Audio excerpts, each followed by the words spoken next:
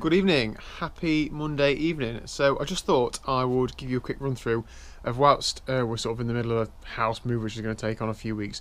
I've had to set up another sort of Zwift setup at the place we're moving into. So with that in mind, obviously I've got a watt bike, so I don't want to buy anything specifically. I don't want to spend much or any money if possible, but I wanted to be able to train on my bike at both ends.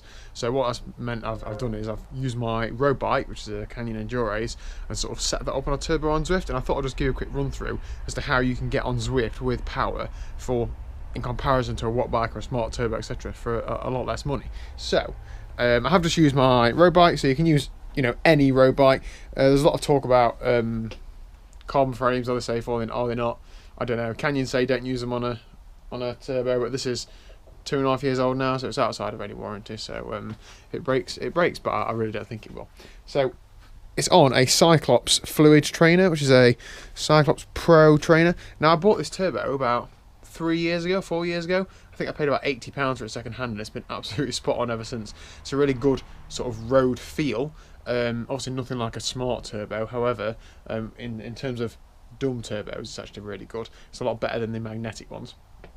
And then to make that work with Zwift, I've then got a Stages power meter. Now brand new, these are about £450-500, but now you can get them in a lot of sales for about 300 quid, and if you look at second hand market, you probably get them 200-250. So make sure you get a decent one. Try and get a Gen 3 one if you can. They are a lot better than Gen 1s and Gen 2s. I've had one of each, and that is it. So as well as a laptop, obviously, so you can link up to Zwift. That's all you need. It doesn't need to be a massive sort of complicated setup. Just a turbo, something to measure your output, so a power meter, and a laptop. Absolutely awesome. So on Zwift tonight for not a lot of money. To hear actually what sort of setups other people use. So if you want to drop your comments down below. Do you use a road bike on your turbo? Do you use a turbo at all? Do you use rollers? Do you use a power meter? Do you use a smart turbo? Do you use a wheel with a power meter in the hub? Let me know what things you sort of use. I think this is my first setup, so I think that's just what everybody does, but obviously it probably isn't.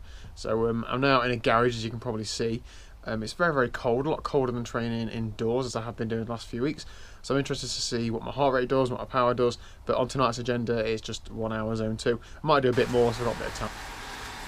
Now I'm aware that this might just be in my head, but I'm convinced either my watt bike overreads or Stages power meters underread. When I went to the Hawk route last year, I went with the figures that I'd set on the watt bike. First day went badly because I went off far too hard, or so it felt, but they were based on the figures that I'd put out on the watt bike. Now I'm sat in on the Stages power meter, putting out mid zone 2 power. My heart rate is a good 15 beats higher than it normally is. I'm sort of like at tempo heart rate, and I feel like I'm working at tempo. Having power meters is useless unless it's consistent. So for the method that I train indoors quite a lot with power, and then race outdoors with power. I'm using those figures indoors, and it's actually far more than I can actually maintain outdoors. That's going to lead to going off too hard and blowing up. Now I've had a chance to think it through a bit.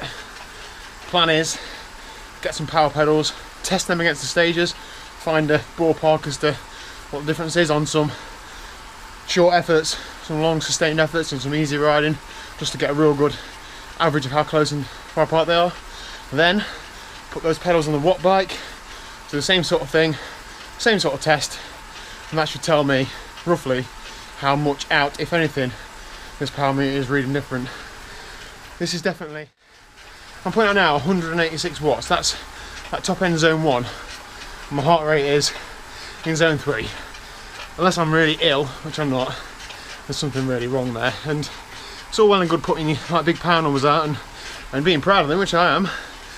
But if that's not the actual true story, that's one problem. The second problem is, it's useless if you can't use it to pace yourself on the bike. So it doesn't really matter if the power meter you're using is reading 100 watts too much or 100 watts too little.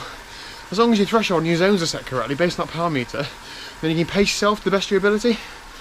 If I can't do that, then I'm not pacing myself to the best of my ability. So I need to get it sorted. It just feels like all the training's a waste if you can't use it.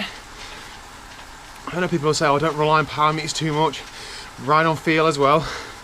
Well, that's great, but we are in 2019 and we can use power meters to make you perform better than rate of perceived exertion. I don't want to keep harping on about this, but I do. Last Monday on the watt bike, so inside at about 18-20 degrees normal room temperature, normalised power 245 watts, average heart rate 131 beats a minute. Today, in cooler weather in the garage, yes I haven't got a fan, but it is a lot cooler, so it should be easier if anything, and I was absolutely dripping towards the end. Again, an hour, normalised power of 207 watts, so we're talking what, 40 watts less, average heart rate 132. And I started off harder and eased off to sort of bring myself down to a normal sort of heart rate, so that's a massive difference. 40 watts difference for near enough the same average heart rate. Something's wrong, either me or some equipment somewhere. Need to figure it out. Any ideas at all, please drop them below. I'd be extremely grateful. Happy Tuesday. 2 times 20 minutes tonight at about sweet spot, except I'm not really anywhere near sweet spot. That first effort was 302 watts. That's about 20 odd behind what I did for 215s last week. I'm not sure if I'll get another one of those done. Oh, that was hard. It's weird being back on the road bike. It's really flexy and carbony and supple. Obviously bottom bracket wise it's stiff, but the split seat post of the Canyon is so comfy. So much different to the watt bike. Anyway, no fan is really affecting me. I'm absolutely dripping. I'm going to try and get a second effort done. Bye!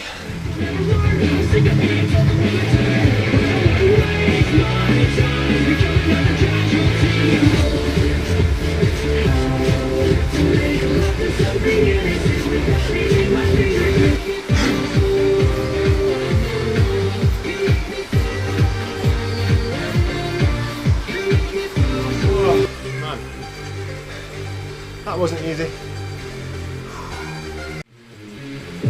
That took some doing. Oh my.